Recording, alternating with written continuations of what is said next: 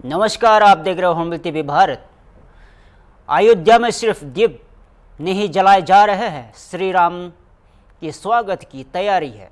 शास्त्रों के अनुसार आज के दिन प्रभु श्री राम लंका विजय के बाद पुष्पक विमान से अयोध्या लौटे थे और उसी ऐतिहासिक क्षण को आज फिर से जीवंत किया गया है।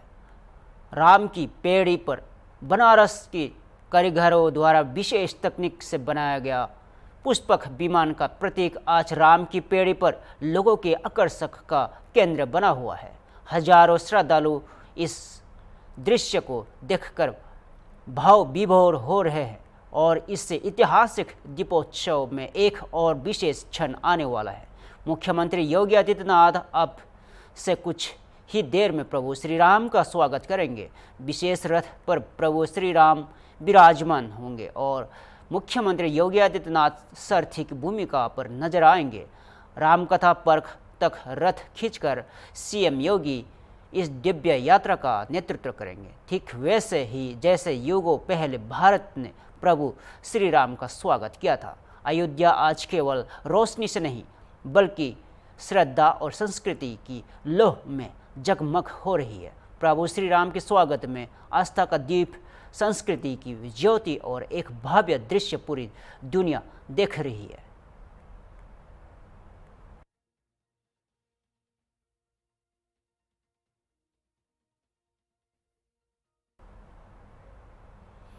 रामनगरी अयोध्या एक बार फिर इतिहास रचने को जा रही है। आज अयोध्या में संभावित दीपोत्सव का भव्य आयोजन होगा, जिसमें Guinness book of the world records में एक और की कीर्तिमान जोड़ने की पूरी तैयारी है।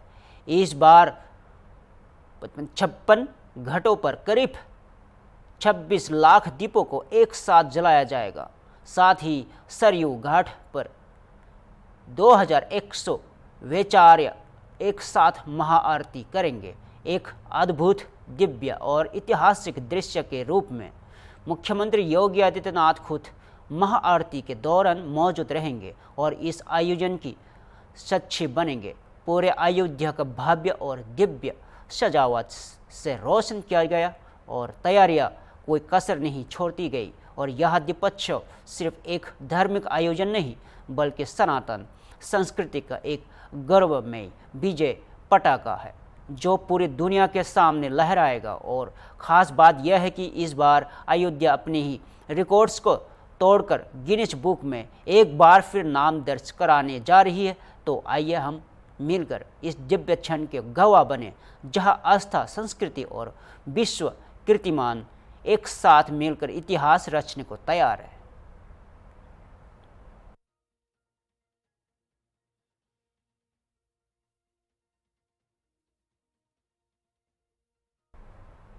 समाजवादी पार्टी अध्यक्ष अखिलेश यादव एक बार फिर अपने बयान को लेकर विवादों में गिर गए हैं और दिवाली और क्रिसमस की तुलना करते हुए उन्होंने हाल ही में रोशनी के सस्टेनेबल और इस्तेमाल पर जोर दिया था। लेकिन अब इस बयान को लेकर बीजेपी और विश्व हिंदू परिषद के नेताओं ने कड़ी आपत्ति जताई है।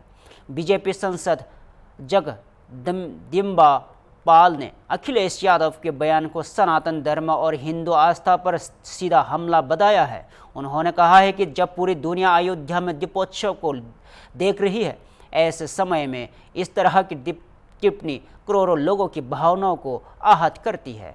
वही बीएचपी नेता विनोद बंसल ने भी अखिलेश यादव पर हिंदू त्योहारों का अपमान करने का आरोप लगाया है और कहा है कि यह सिर्फ राजनीति नहीं बल्कि सनातन संस्कृति का अपमान है।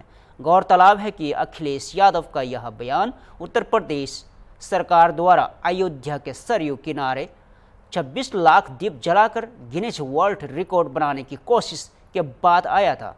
अब देखना होगा कि अखिलेश यादव इस पर क्या सफाई देते हैं या विपक्ष इससे और कितना बड़ा मुद्दा बनाता है। रहे मोमबत्ती और दिए पर फिजूल खर्चे मत करें और क्रिसमस से सीखें, इसको लेके क्या कहेंगे सर? अब अखिलेश यादव को ये ज्ञान नहीं है कि दीपावली का पर्व कैसे शुरू हुआ।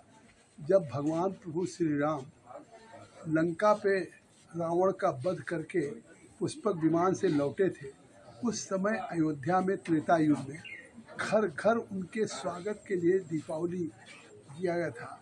सब ने अपने घरों पे दिया जलाया था और पूरे अयोध्या में भगवान श्री राम का सम्मान और स्वागत हुआ था। आज उसी परंपरा में प्रभु श्री राम के आज पूरे देश में, पूरी दुनिया में दिवाली मनाई जा रही है।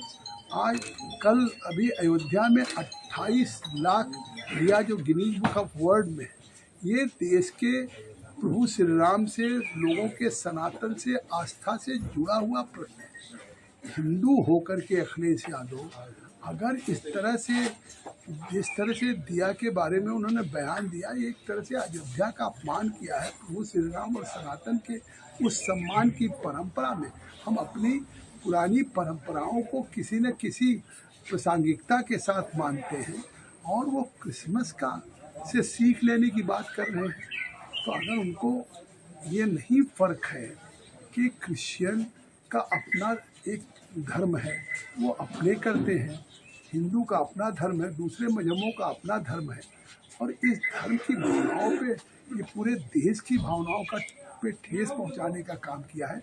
हमारी सनातन धर्म पे मानने वाले लोगों की आस्था पे कुठारा डालते हैं। लेकिन अभी हम बहुत जोर शोर से दीपोत्सव मना। देखिए, सबसे पहले तो आपके सभी सुधी दर्शकों को और जो चैनल हैं और जो देश और दुनिया के राम भक्त हैं, उन सबको दीपोत्सव की हार्दिक शुभकामनाएं।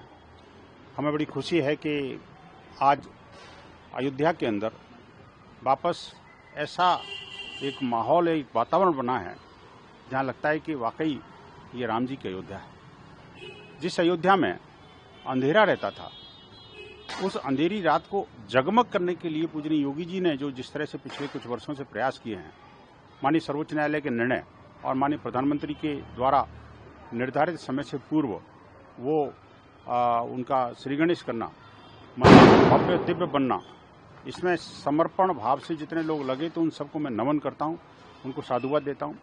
साथ ही साथ देखिए, जिस प्रकार से आज पूजनीय योगी जी ने बातें कही, वो वास्तव में बार बार जो है हमें एक स्मरण करने वाली बात है कि किस प्रकार से इस अयोध्या की जो छटा है, इस अयोध्या की अनुपम आभा है, उसको देखने के लिए कितनी कुर्बानियां, कितने संघर्ष और कितनी यातनाएं हिंदू समाज को झेलनी पड़ी। और वो बाहर वालों से नहीं, दुर्भाग्य इस देश का है कि हमारे ही देश के कुछ राजनीतिक दलों ने और राजनेताओं ने हमारे ऊपर गोलियां चलाई। हमारे देश के राजनीतिक दलों ने हमारे रामचरितमानस को फाड़ करके और उस पर कीचड़ उछालने की कोशिश करी। हमारे कुछ राजनेताओं ने माननीय सर्वोच्च न्यायालय में जाकर के वकीलों की फौज खड़ी करके ये प्रयास किया कि ये मुद्दा कभी सुलझे ही नहीं। यहाँ तक कि माननीय सर्वोच्च न्यायालय के मुख्य न्यायाधीश पर महाभियोग तक लगाने की कोशिश की गई। और आप देखिए कि लेकिन प्रभु दयालु है और चूंकि काम राम का है, तो इसलिए स्वयं उन्होंने करवा लिया। लेकिन आज भी जिस तरह से जो दीपोत्सव पर लोगों के दिल जल रहे हैं, दिए की बाती हम जला रहे हैं, वहां लोगों के दिल जल रहे हैं। लोगों को ऐसा फील हो रहा है कि जैसे कैसे हो रहा है ऐसा। और दीपावली की तुलना आज क्रिसमस से कर रहे हैं, जो 2 महीने बाद आएगी। भारत का त्योहार नहीं है। भारत के त्योहार पर बधाई और शुभकामनाएं देने की बात, और वो वेटिकन और पोप के एजेंट बन के भारत में काम कर रहे हैं, इसका बड़ा दुख होता है। दुख इस बात का भी होता है कि आखिरकार जो लोग अपने आप को यदुवंशी कहते हैं और गौ माता को पालने की बात करते हैं, वो आज गौ हत्यारों के साथ खड़े होते हैं। ये बड़ा बिहार के विधानसभा चुनाव से पहले सियासी सरगर्मी तेज हो गई है। बिहार कांग्रेस अध्यक्ष राजेश राम ने आज कटुम्बा विधानसभा सीट से अपना नामांकन दाखिल किया है। नामांकन के बाद मीडिया से बात करते हुए राजेश राम ने कहा कि यह उनका तीसरा कार्यकाल होगा और वे एक बार फिर विकास के एजेंडे के साथ चुनाव मैदान में है। और उन्होंने भरोसा जताया है कि कांग्रेस जनता की समस्याओं को समझती है और उसका समाधान ही उनकी प्राथमिकता है। राजेश राम ने कहा है कि कांग्रेस इस चुनाव में पूरी ताकत से उतरेगी और वहां पूरे राज्य के कैंपेन करेंगे। उन्होंने दावा किया है कि जनता का उन्हें पूरा समर्थन मिलेगा। बिहार के आगामी चुनाव को लेकर कांग्रेस का अभियान शुरू हो चुका है। अब देखना होगा कि ये राजेश राम अपनी सीट के साथ साथ पार्टी के प्रदर्शन को भी कितना मजबूत कर पाते हैं। तो दीपावली और धनतेरस की हार्दिक शुभकामनाएं आप सभी को, आपके चैनल को और तमाम हमारे विधानसभा कुटुंबा के तमाम साथियों को, वर्करों को। और आज मैं 10 बजे नॉमिनेशन करने जा रहे हैं और ये मेरा तीसरा टर्म के लिए नॉमिनेशन होगा और हम अपने नेता राहुल गांधी जी, खड़गे जी, केसी जी, कृष्णा लवरू जी के कुशल नेतृत्व में हम अपने विधानसभा कुटुंबा के लिए नॉमिनेशन भरने जा रहे हैं। आने वाला समय जिस तरह से हम अपनी विधानसभा में विकास के विश्वास के साथ जो कार्य का निष्पादन किया है, उसी मुद्दे पर हम पुनः चुनाव मैदान में जा रहे हैं। हमारा एकमात्र एजेंडा है कि विकास में विश्वास की गति देने के लिए हम तेजी से काम किए हैं अपने क्षेत्र में। हमारा मुद्दा विकास का विश्वास और बिहार में जनहित के मुद्दा बेरोजगारी, पलायन और लॉ एंड ऑर्डर, ये सारे मुद्दों पर हम मैदान में उतरेंगे और पूरे बिहार में, कुटुंबा के अलावा पूरे बिहार में हम कैंपेनिंग भी करेंगे, लोगों के मदद भी करेंगे और हम आने वाला समय में हम चारों तरफ पूरी तैयारी करके अपना कैंपेनिंग को निष्पादित करेंगे। छत्तीसगढ़ के पूर्व मुख्यमंत्री और कांग्रेस नेता भूपेश बघेल ने राज्य सरकार पर गंभीर आरोप लगाया है। बघेल का कहना है कि उन्हें अपने बेटे से जेल में मिलने की अनुमति नहीं दी जा रही है। भूपेश बघेल ने दावा किया है कि त्योहारों के मौके पर जैसे ईद, दिवाली और होली आमतौर पर कैदियों को परिवार से मिलने की इजाज़त दी जाती है, लेकिन इस बार नियमों को दरकिनार कर उन्हें अपने बेटे की मिलने से रोक दिया गया है। उन्होंने इससे न सिर्फ दुर्भाग्यपूर्ण बताया बल्कि कहा है कि यह एक बहुत ही घटिया हरकत है। भूपेश बघेल ने यह भी आरोप लगाया है कि अन्य कैदियों के परिवारों को भी इसी तरह मुलाकात से रोका गया और उन्हें सवाल उठाया गया है कि क्या अब जेलों में भी राजनीति और भेदभाव किया जाएगा। छत्तीसगढ़ में यह मामला अब राजनीतिक तूल पकड़ता जा रहा है। कांग्रेस इससे मानवाधिकार का उल्लंघन बता रही है। वही प्रशासन की ओर से अब तक कोई आधिकारिक प्रतिक्रिया सामने नहीं आई है। पास है मेरे बेटा जेल में और जेलों में भी त्योहार में चाहे रक्षाबंधन हो, चाहे ईद हो, दीपावली हो, सब में रिश्तेदारों को मिलने दिया जाता है। छत्तीसगढ़ में आज मेरा बेटा भी जेल में है, लेकिन मुझसे या मेरे परिवार वालों को मिलने नहीं दे रहे हैं। मुझे पर नहीं मिलने दे रहे हैं तो ठीक है, लेकिन और दूसरे लोग भी बंदी हैं, उसके परिवार वालों को रोक दिया गया है। तो ईद में आप मिलने दे रहे हैं, दीपावली में मिलने नहीं दे रहे हैं आप। इतना नीचे स्तर पे जाके आप घटिया, इस तरह घटिया स्तर है। त्योहारों में सभी कैदियों को जेल में मिलने का उसके रिश्तेदार जाके मिलते, छत्तीसगढ़ में रोक दिया गया है। तो बहुत दुर्भाग्यजनक है। दुनिया तो किसी दिन होंगे, लेकिन सभी को रोक देना इसको अलग बात। 20 साल पहले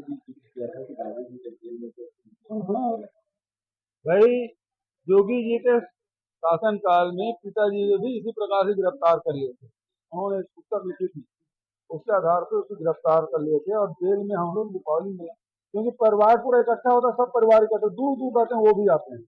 पिताजी जेल में थे तो पूरे हम लोग परिवार थे, जेल में गए थे और उससे मिले। और अभी मोदी जी की सरकार है, मोदी जी की कृपा से मेरा बेटा जेल में। आपने कई बार बोला है कि मैंने मुद्दे उठाए वजह से अरे अडानी पेड़ काटने गए, पेड़ काटा, जिसके विरोध करने हम 2 दर्जन विधायक गए थे वहां कन्नार में, और उसके बाद से कार्रवाई हुई। तो अडानी के विरोध करने के कारण से मेरा बेटा जेल में है, और कोई उसका कारण है ही नहीं है गिरफ्तार करना। अब गिरफ्तार कर लिए तो कर लिए उसको, क्योंकि उसकी धारा लगी है, उसमें आपको बेल मिल सकता नहीं है ना, लगता है उसमें महीने। लेकिन त्योहार में, होली में, दीपावली में, रक्षाबंधन में सब जाति परिवार को वही मिलते हैं जेल में। तो पहली बार ऐसा हो रहा है कि सरकार जेल में भी मिलने नहीं दे रही, मोदी सरकार। प्रधानमंत्री नरेंद्र मोदी ने इस बार भी अपनी परंपरा को निभाया है और देश के जवानों के साथ दिवाली का पर्व मनाया। इस बार उनका ठिकाना था और गोवा और करवार के तट पर तैनात INS विक्रांत, यानी देश का पहला स्वदेशी एयरक्राफ्ट कैरियर। प्रधानमंत्री ने नौसेना के बहादुर सैनिकों के साथ दिवाली मनाई, उनके साथ बातचीत की और त्यौहार की शुभकामनाएं दी। उन्होंने इसे यादगार रात बताया और कहा कि एक तरफ से पास विशाल समंदर है और दूसरी तरफ भारत माता के बहादुर सैनिकों की ताकत है। प्रधानमंत्री ने INS विक्रांत को आत्मनिर्भर भारत का प्रतीक बताते हुए कहा है कि यह भारत की मेहनत, टैलेंट और टेक्नोलॉजी की ताकत का उदाहरण है। प्रधानमंत्री ने ऑपरेशन सिंदूर में नौसेना की भूमिका को याद करते हुए कहा है कि एक सैनिक का जोश शब्दों से परे होता है, और उन्होंने यहाँ भी याद दिलाया कि जब भारत को INS विक्रांत मिला, उसी दिन नौसेना ने छत्रपति शिवाजी महाराज से प्रेरित ध्वज निशान को भी अपनाया था। और प्रधानमंत्री का यह अंदाज सिर्फ एक रस्म नहीं, बल्कि देश की सेना के प्रति सम्मान और सैनिकों के बलिदान को नमन है। हर साल की तरह इस साल भी दिवाली उनके लिए देश के रक्षकों के साथ रही। ये दिन अद्भुत है, ये क्षण यादगार है, ये दृश्य अद्भुत है। आज मेरे एक और अथाह समंदर है, तो दूसरी ओर मां भारती के वीर सिपाहियों का अथाह सामर्थ्य है। आज मेरे एक और अनंत क्षितिज है, अनंत आकाश है, तो दूसरी ओर अनंत शक्तियों को समेटे ये विशाल विराट INS विक्रांत है। समंदर के पानी पर सूर्य की किरणों की ये चमक एक तरह से वीर जवानों द्वारा जलाए दीपावली के दिए हैं।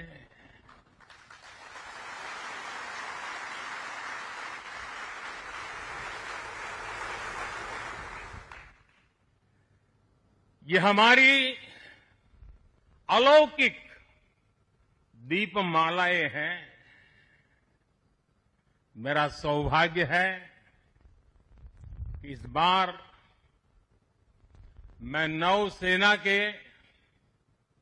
आप सब वीर जवानों के बीच ये दिवाली का पावन पर्व मना रहा हूं। का ये दिन अद्भुत है, ये क्षण यादगार है, ये दृश्य अद्भुत है। आज मेरे एक और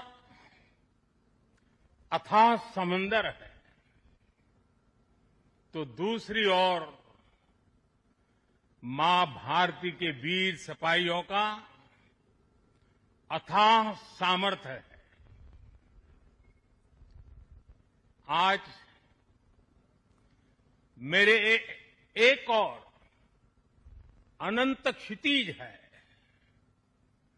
अनंत आकाश है, तो दूसरी ओर अनंत शक्तियों को समेटे ये विशाल विराट आईएनएस विक्रांत है। समंदर के पानी पर सूर्य की किरणों की ये चमक एक तरह से वीर जवानों द्वारा जलाए दीपावली के दिए हैं।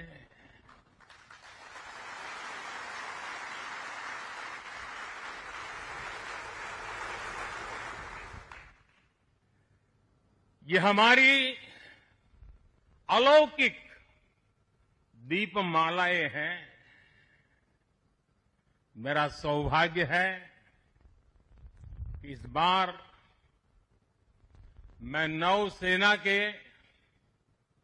आप सब वीर जवानों के बीच ये दिवाली का पावन पर्व मना रहा हूं। साथियों, आईएनएस विक्रांत पर बिताई कल की रात इस अनुभव को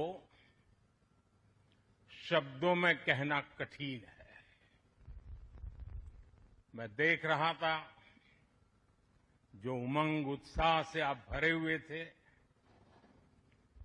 और जब मैंने देखा कि आपने स्वरचित गीत गाए कल, और शायद आपने गीतों में जिस प्रकार से ऑपरेशन सिंदूर का वर्णन किया, शायद को कभी इस अनुभूति को प्रकट नहीं कर पाएगा जो युद्ध के मैदान में खड़ा जवान कर पाता है।